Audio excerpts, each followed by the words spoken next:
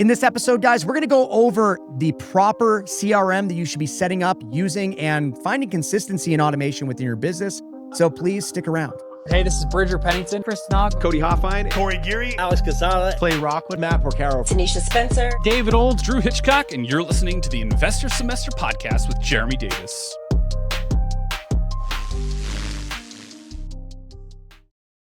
Welcome to the Investor Semester Podcast, where the nation's best investors come to level up their game. I am your host, Jeremy Davis, and whether you're locking up your very first deal or scaling with creative finance, I'm here to bring you the real conversations, the real strategies, and the exact playbook the top investors are using right now. Most of our listeners are already inside the private community, but if you're not there yet, just go to investorsemester.com to join. And now for the show. Sharad Mehta is the founder of REsimpli, which I'll tell you right now off the record, I use it. I love it. I've used so many different CRMs, and my students have used different CRMs. And quite frankly, I think that REsimpli is probably one of the industry leaders for giving everything an investor needs all in one package. So keep going. He is also a highly active real estate investor who has completed over 400 deals in the past 6 years. He's based in Carlsbad, California. Originally, where were you from, Sharad? Canada, right? Chicago, that area. Okay. Chicago. I lived in Canada also for 3 years. That's right. Okay. So based in Carlsbad, he invests primarily in Lake County, Indiana, where he manages multiple rehabs each month using the systems that he built to automate and streamline his business. So guys, let's welcome Sharad to the episode. What's up, man? How you doing? Hey, thank you, Jeremy, for having me. Awesome. I'm excited. So a lot of the people that I have come on here, I always talk about how we met and stuff like that. And quite frankly, I'll be right to the point. I was referred to your software. And guys, to be very clear, I think by this point, you know that I'm never, ever bringing on somebody about a product or a service that I don't personally use myself and that a lot of other investors do. Something a lot of gurus out there will do is they'll bring on a product just because of a great affiliate offer for them where they make a lot of money.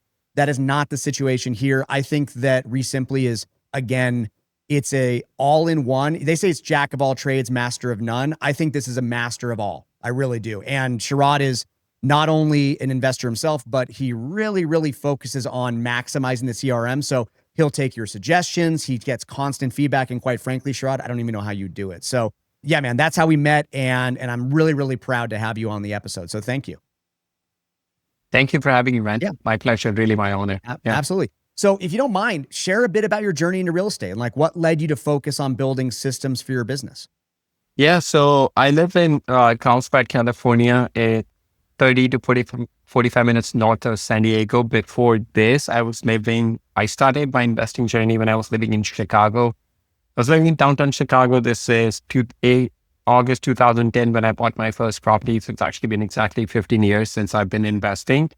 I'd been an accountant before that, but wanted to get some passive income. So got into real estate and bought my first 2-unit property in Lake County, Indiana. So I lived in Chicago, but I invested in Lake County, Indiana, just because it's 30, 45 minutes outside of downtown. Way more landlord friendly compared to Chicago, Illinois market. I still own that property to this day. And then from there, I bought rental properties. I've done wholesaling, fix and flip. I've done pretty much anything that you can imagine. I've done over 750, 800 deals, and I own a property management company that manages about 300 to 325 units. 60 of those are my unit that I own. And at this point, I live in California, still actively flipping about 25, 30 flips a year. Love that, dude. That's amazing. So yeah, like I said, he's an investor himself first and foremost. And I think that we're going to probably talk about it more, but I think your accounting background is really what gave the backbone to the CRM is in what it is today. And guys, if you're not familiar with REsimpli, this is one feature of many, but it's its own QuickBooks. It actually will integrate into your, and it will track your expenses. It will track your income, your profit and loss. It will generate all of the accounting sheets. And so again, I love it. I really do. So keep going, man. All right. So you did a lot of investing for many years. What were the biggest challenges that you faced early on that made you realize the importance of actually automation? You're doing deals, you're doing go ahead. Yeah, so I was living in Chicago, August 2015. I moved from Chicago to Carlsbad, where I live now. And I realized at that point, I was doing about 40, 50 flips a year. I realized how much inefficiencies I had in my business just because I was in the area. I didn't realize how much inefficiencies I let creep into my business. So I started looking into it. I read a couple of books. One of the books that had big influence was Michael Gerber's book, E-Myth. Yeah. Revisited. Mm-hmm.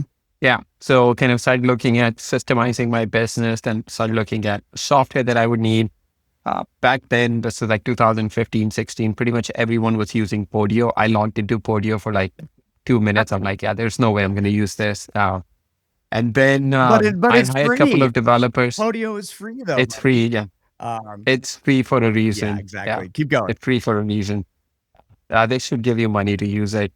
But then 2017, I hired a couple of developers. I didn't find anything that I would like specific to my business, or hired a couple of developers just to create something for myself, and just started using it, started going to a couple of masterminds, showing people what I was doing in my business, and it just kind of grew from there. I love that. Yeah. Really random question about countries that you used for developers. I hear an accent from you. I'm just curious, what country is your original origin from? Are you here accent? I will find it. No, I'm kidding. I'm from India. Yeah, that's where the development team is based out of. Got it. So would you say, just if you're an American or you don't speak, my God, I'm going to be so stupid right now. What is the language? Hindi. Yes, there you go. Hindi. I speak Hindi. Yeah. So if you were not to speak Hindi, do you think that by you having that be your fluent language, that was a major advantage for you? Or do you think that people... Oh, for sure. Okay.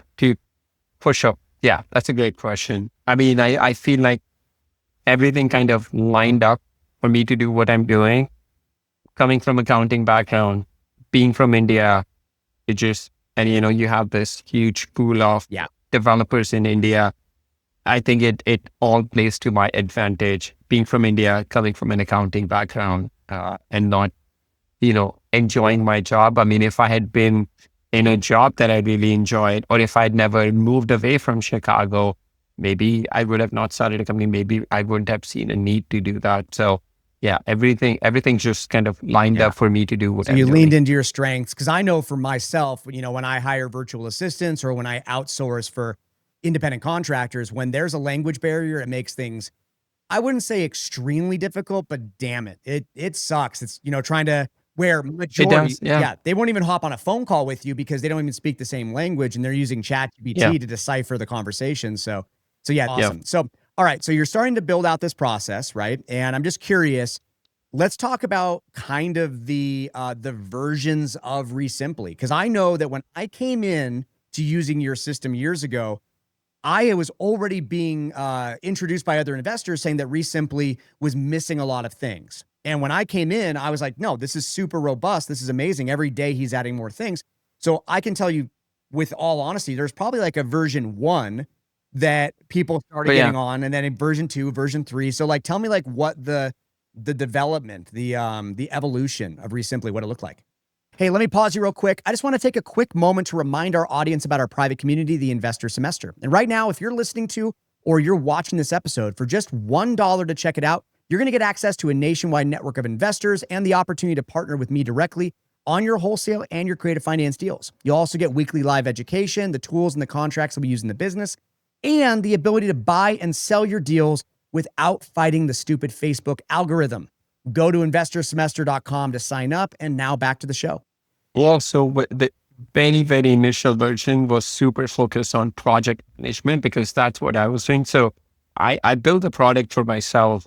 I was a customer. I was the only customer for like 2 years before we opened it up for other people. So I had not assigned a contract until a couple of years ago. So the very first version of it did not even have anything for people that were assigning contracts because I had never done that. I had no idea what that even meant, honestly.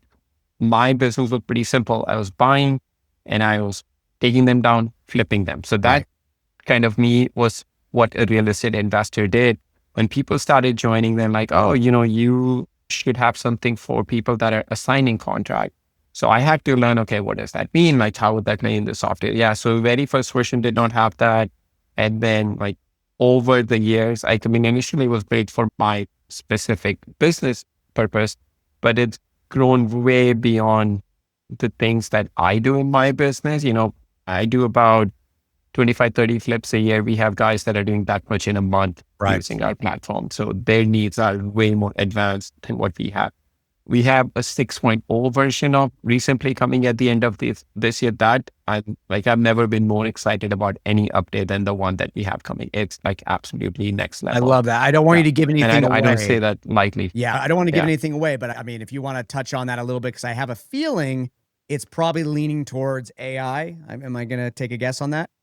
A lot of automations, a lot of flexibility to use the software based on your specific business needs. Love that. A lot of flexibility, a lot of scalability coming in the business. Love that. Awesome.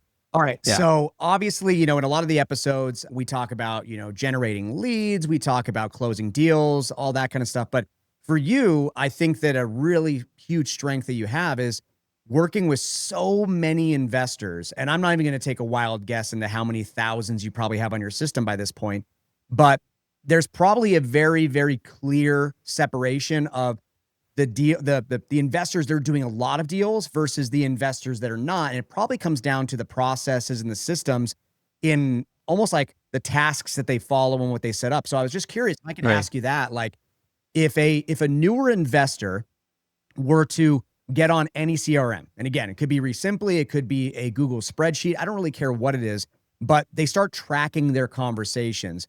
What do you think the most important things to first get set up within a CRM should be to really, really start building the business in the right direction? Does that make sense?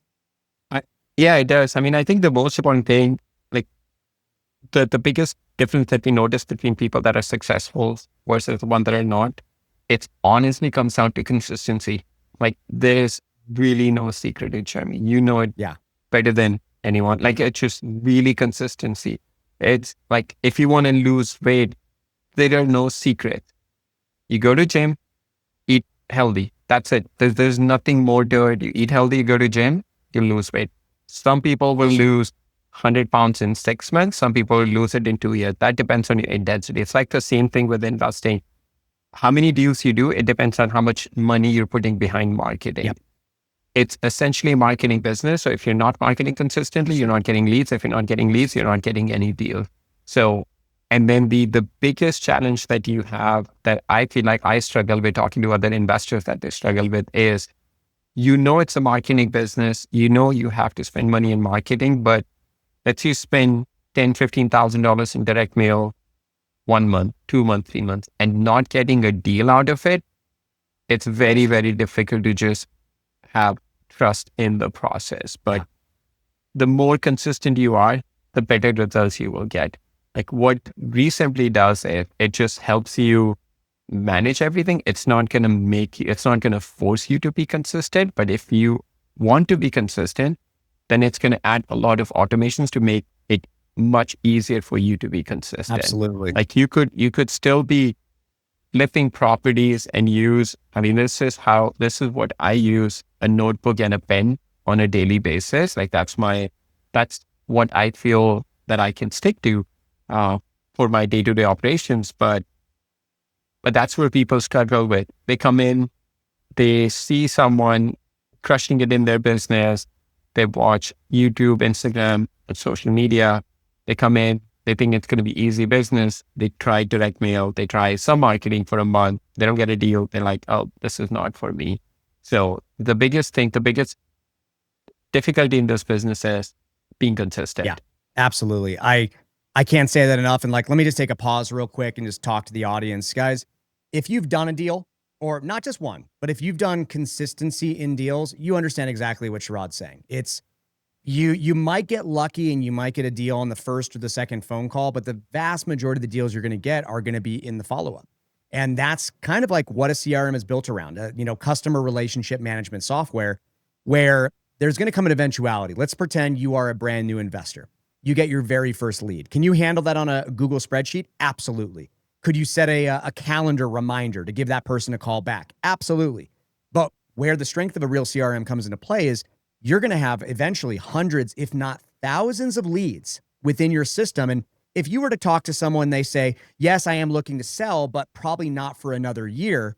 Is that a dead lead? No, absolutely not. It is a lead. It is someone who has expressed to you that they have a desire to sell, just not right now. And so what's the goal for the investor? What's the goal for the lead manager or the acquisition person is to follow up with that lead maybe 6 months down the road, not a year. Even though they said a year, you follow up in 6 months. Maybe life changed. Maybe something went different. So you say, hey, we spoke back in January. Just wanted to know if you had any desire to sell a little bit earlier. I know you said about a year. Just want to follow up with you. I will tell you right now, there are so many conversations. They go, you know what? Things have changed. My daughter did go off to college, or my mother did get sick, or she finally passed away. And so now we're looking to sell her property. So guys, the CRM is really, really built around that. And more importantly, it's built around tasks. Okay. It's built around reminders. And then what makes a CRM a great CRM are the automations, where here's the beauty of it. Maybe you are not having to type out every single text message or make every single phone call, but the CRM can actually do a lot of the brunt work for you by sending an automated text 6 months down the road so you don't have to follow up with it. And then boom, that person responds. You get a notification on your phone or on your computer, and now you have a conversation with that person and you lock up that deal. Does that all make sense to you guys? I hope it does. And Sharad, did I kind of explain it the right way? Yeah, absolutely, man. Absolutely. The only way for anyone to get a deal is by going out there and playing the game. Like, you're not going to get a deal. Like you said, you may get lucky. You may just happen to send a message, direct mail, text, call to a person who happens to be extremely motivated. You may get lucky with someone says, yes, I want to sell my house. But it is extremely, extremely rare. It's like, you don't go to the gym day one and expect to lose weight. It's like the same thing. You don't expect that. If it happens in your business, great. But that's not an expectation. The only way is to be consistent. Exactly. I just had a little bug out on my monitor. I hope I didn't fry on your screen. Yeah, no, exactly. It's all about consistency. And that's also one reason why I'd say this. And I've talked about this before. If you're an investor and you're looking to scale your business, obviously when you start off, you're the only person. You're the one man or the one woman show. You're going to be trying to generate the leads. You're going to be following up the leads. You're going to be giving the offers. You're going to send the contracts. You're going to find the buyer. It's all going to be on your shoulders. But then there comes an eventuality where the first person or the first product that you should hire out for is going to be lead generation, right? That's going to be whether you're hiring a cold caller or you're sending out direct mail. You don't want to be the person that is trying to generate the leads yourself manually, because you only have so many hours in the day. You need to focus on the next big thing. And in the beginning, you don't have a lot of leads to follow up with. Like I said, you might have only 5 to 10 leads in your system, and that really only takes you about, 4 minutes a day just to follow up with those leads. But when there comes an eventuality where you've got hundreds of leads in your system, where you're running a true marketing agency, now you've got to follow up with those. And so after lead generation, the next seat is going to be lead management or a lead manager, where their job is going to be following up with them. And they could be called a junior acquisitions, however you want to call them. They might be someone who is good enough to qualify a lead, to identify their motivation and pull out some of their pain and their reasons for selling, but they might not be the strongest person when it comes to actually giving the offer. And that's where you come into play. And then there comes the eventuality where then that lead manager has now promoted and learned enough to start giving the offers, and they become the acquisitions. And then you hire a lead manager below them. And so that's kind of like, guys, the best way you can gauge your business is the strength in how you are following up with your leads and your lead manager and what they're doing and setting appointments. So, awesome. So Sharad, let me ask you this again. You know what? Actually, I have a question for you. You've got a very high level view of the industry. My assumption is, and you know what? You're not the CIA, you're not the FBI, so maybe you can say this. My assumption is you probably have a very high metric tracker that you can identify all the users on your system, if they're doing more cold call leads, if they're doing more direct mail, PPL and stuff like that. Am I assuming right that you have a way of seeing that? Yes, we do. Definitely the market has shifted more towards inbound marketing. How it used to be about 3, 4, 5 years ago, cold texting. I was talking to someone yesterday that up until like a couple of years ago, before this A to B tendency, you could literally go pull a list, skip trace, start texting all within 30 minutes. Like you could just send thousands of text messages from the time you say, I want to start marketing.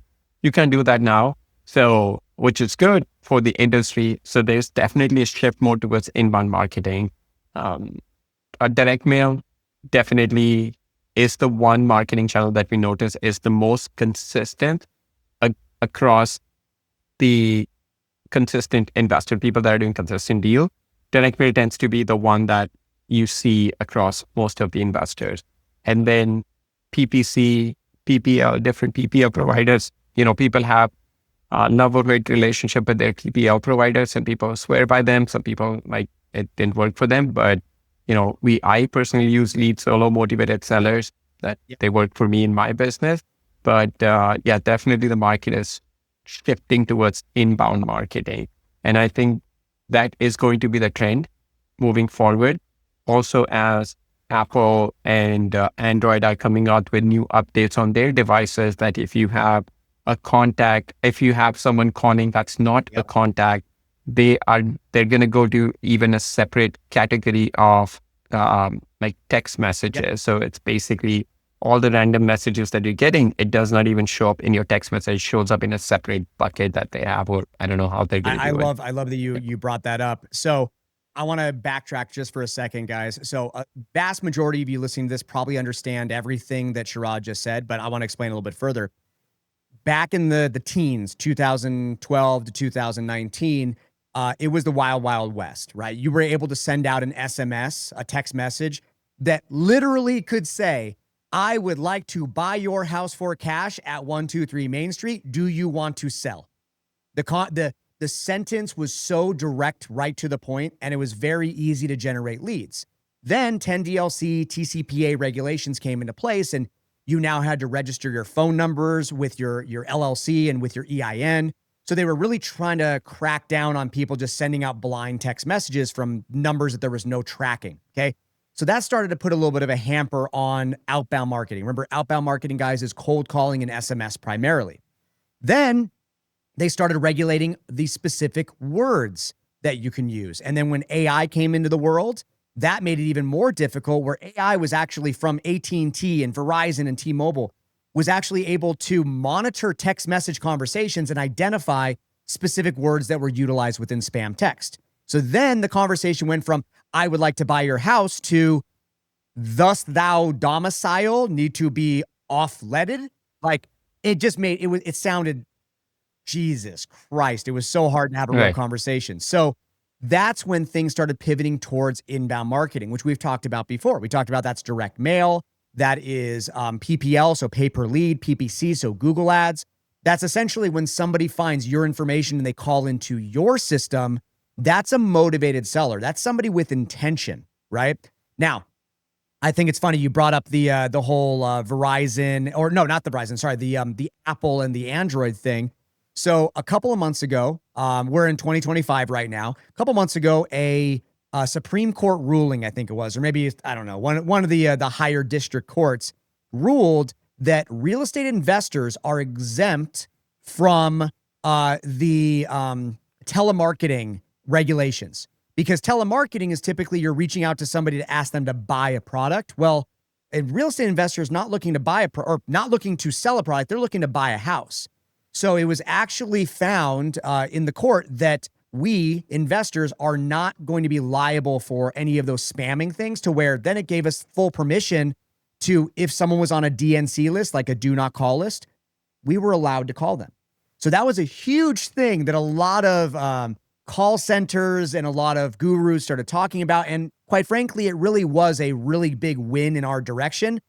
But that exact same week, the same week that came out, Apple announced and Android announced that they're going to be putting regulations in place that if a phone number is not in your phone, it's not saved as a favorite or a contact, that it's never even going to ring to your phone.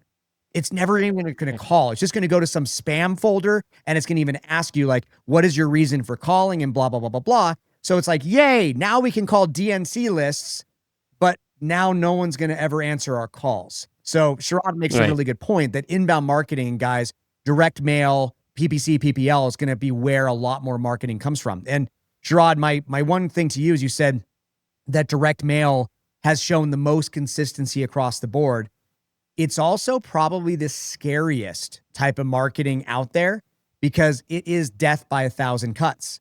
It is, if you're not focused on the right markets or the right addresses and you're not sending out a lot of mailers, like a lot of new investors, they think, oh, I can send out one postcard and hopefully I get a lead.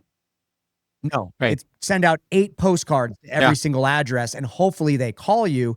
But again, it's like, that's where a lot of the bigger investors, if you want to scale your business, you're going to be running direct mail, right? 100%. 100%. I mean, it's the one of the marketing pieces that you're sending out something tangible. That's the only tangible marketing that you can do. It's direct mail. Like you actually send a letter or a postcard to someone.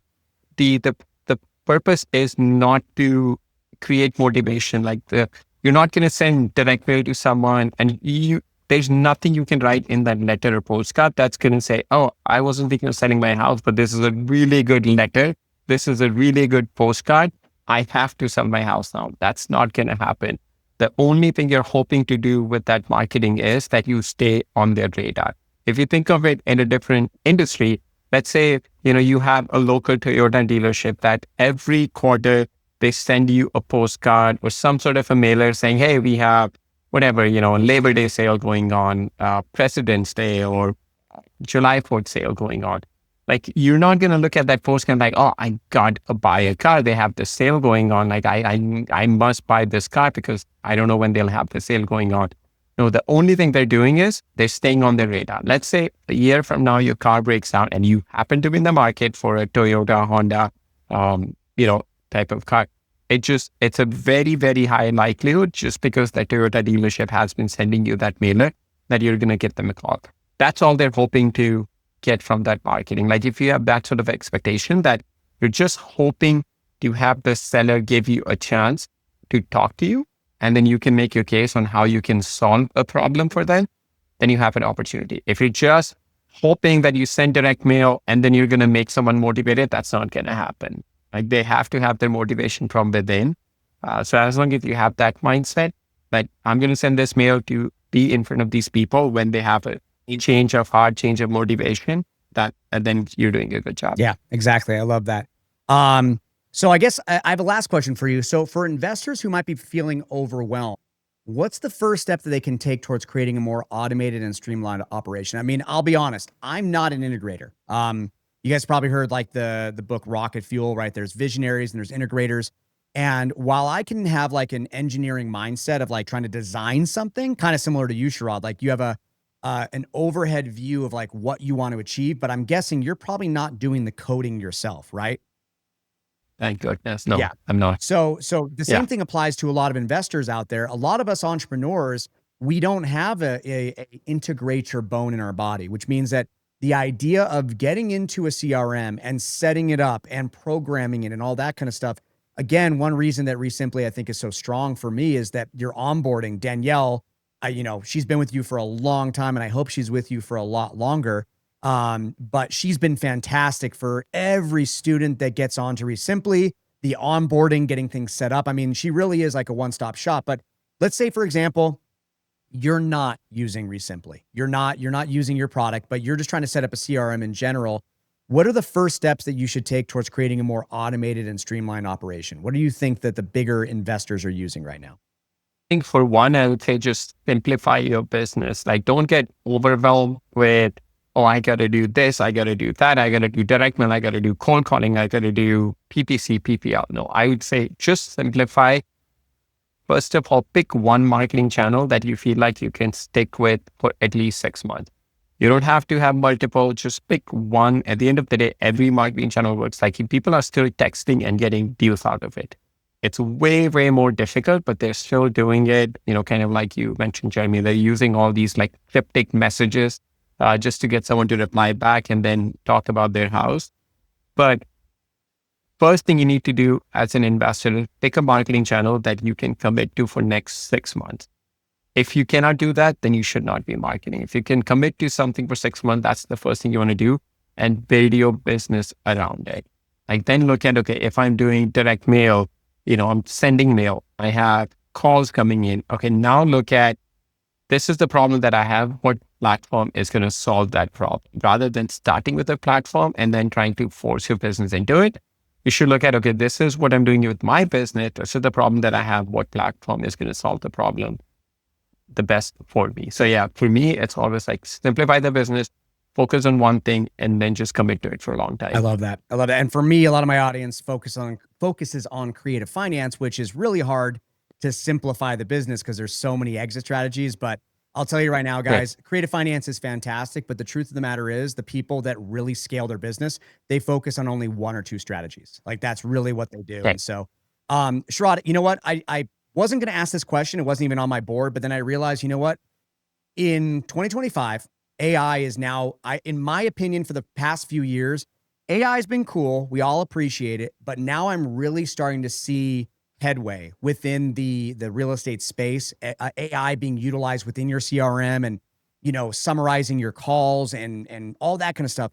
Can you talk about that for just a kind of a second of like, you know, when you started introducing AI into your system, what was it capable of before? What is it capable of now? And what do you anticipate AI being used for moving forward? Yeah. So what AI can do within REsimpli is it can take your calls, make calls on your behalf. It can have text message conversation with the sellers. It can summarize your calls, grade your calls, grade your in-person meetings. It can score your leads. It can have a text message conversation with a Spanish speaker, and it can even like analyze your KPIs. So that's what it can do right now. I've talked to some of our bigger teams, like a couple of investors that I can think of that have reached out to me. They were using a human answering service and they have switched their phone service fully to AI. Like that's how much it's made a difference in their business. From having humans, and it's incredible like what AI can do. Like it's never going to lose its cool. It's never going to have any emotions. It's never going to have any attitude. And then it's going to pick up your call every single time. It's going to make a call like imagine the absolute best employee that you can think of, like absolute best employee that answers the call every time, makes the call when it needs to, like replies back to text message within seconds. Like that's what AI can do. Is it 100% replacement of humans? Not right now. Is it going to be there? I would be shocked if it's not there in a very short time. Yeah, that's kind of what I'm anticipating as well. In terms of giving offers and closing a deal, I don't think that AI is there yet, and it's not going to be there for a while. It has to be, you know, immediate responses, overcome. But let's be honest, can AI be programmed how to overcome an objection? Absolutely, it can. But I mean, maybe for giving a cash offer, AI can work, but for anything on the higher level, subject to seller finance, stuff like that, that's where I feel like AI probably is not going to be sitting in that seat for a while. Do you agree with that? I mean, I would say like eventually where the business is going to get to is everything leading up to what a human needs to do, AI is going to do that. Basically, like AI is not going to go on in-person appointments for you. You know, you need to go as a human. I mean, who knows, maybe like in a few years, it's going to be seller's avatar talking to your avatar, whatever. But that's what I see, like AI doing outbound marketing, taking your calls and then setting up appointments, maybe making some sort of an offer, warming up the lead. AI is going to do that. I mean, again, this is assuming there's no change in regulations. Yeah. I'm sure as, you know, AI becomes more prevalent, there's going to be some regulations, that there can be some guardrails that need to be put in place. Otherwise, people can just start using AI for kind of how they used to use texting back in the day. So that's the biggest fear, is kind of how people are going to use it. So that'll be interesting to see. But no, man, I mean, like AI is going to be incredible with like making your business so much more efficient that you're actually going to need less humans in your business. Yep. Because AI can do vast majority of what you need your business to do. And I'm already moving in that direction. I used to have a very large scale operation. I used to have a VA business that I had over 100 agents in Zambales, Philippines, and under the same roof, that we were cold calling and SMS and lead management and all that stuff. And I saw the writing on the wall, which is one reason why I shut it down, is I knew that this is going to be an uphill battle to be able to find people in the Philippines with an accent that don't know how to overcome objections versus now seeing where AI is going. It's, it's very clear to me. And Yeah, I mean, that's an interesting point. Like, just think about as a seller calls in, would you rather have that call go to a person overseas with accent real human, or would you rather have that call go to AI that sounds American? I think that's a very interesting I question. love my VAs. I love them, but you make a very good point. If it came to a motivated seller, even my VAs that are, and by the way, when I shut down my VA company, I did cherry pick the best of the best. I put them on my team. They're still on my team, been on it for years, and I love them. I love it. Like, as humans, I love them to death. They're family to me. Yeah. But the truth of the matter is, if someone were to call in and say, you know what, I want to sell my house right now, I probably would lean towards AI. I hate to say that. Yeah. Yeah. Yeah. I mean, it's not even about like someone overseas, even within people that are based in US. It's a matter, like, some jobs are going to change a lot. Like a lead manager job, it's going to be very different in a year or two. Right. Like, that's going to be probably replaced by AI taking the call, qualifying the leads. Like, a lot of that, you can already do that within our AI. Basically. Exactly right. So let me ask kind you of what one I see. last question, Sharad. So I have not, using REsimpli, I have not set up the AI yet. I actually, again, I still have live members that do what I need to do. I'm just curious, for a new member or a new user that comes onto your system, what does the onboarding look like? Like, just talk to me, because I feel overwhelmed with the idea of setting it up myself. So what exactly does it look like, getting AI to start making the calls and all that kind of stuff? I know Danielle is probably the expert at this, but yeah, give a rundown. Yeah, no, we'll walk you through. Like, you set up an account, every single customer that signs up gets an account manager assigned to someone. You sign up, we require you to book an onboarding call with us, because we want to make sure we walk you through how to set up any questions that you have, that we get those answered. And AI is super simple, man. Like, at a minimum, I would think of, you should never be missing a call in your business. If you are missing a call, then you need to have AI in place. Yep. Like that, it's just as simple as that. But yeah, you set up your account, and then we walk you through with setting up AI agents that you have, or anything in the business, like phone number, calling, texting, anything that you need to do. We help you get that set up. How long would you say from day one to how long it takes to get up and running with, I know, man, when 10DLC first came out, it took weeks, if not months, to get phone numbers approved. Well, yeah. I'm just curious, how long does it take now for a new user? If they have everything ready, it can be done in a week. But do most of the investors have everything ready? No.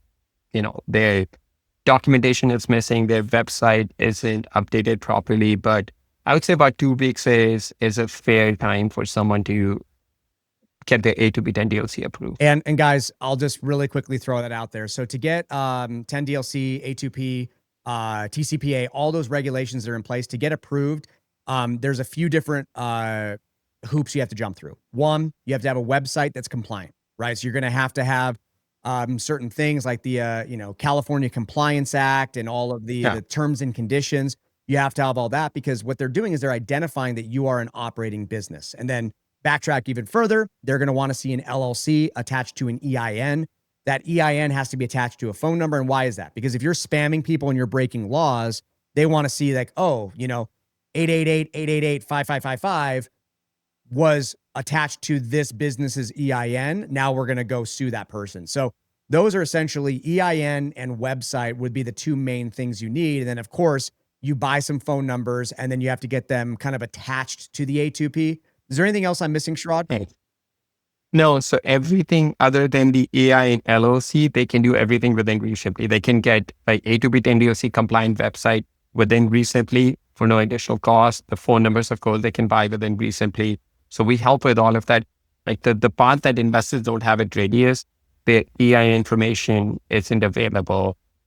So that, I mean, a lot of investors sign up, they don't even have a website. They don't even have a web domain. So they need to go buy a domain, make sure, they can get that website linked within REsimpli. But yeah, you're right.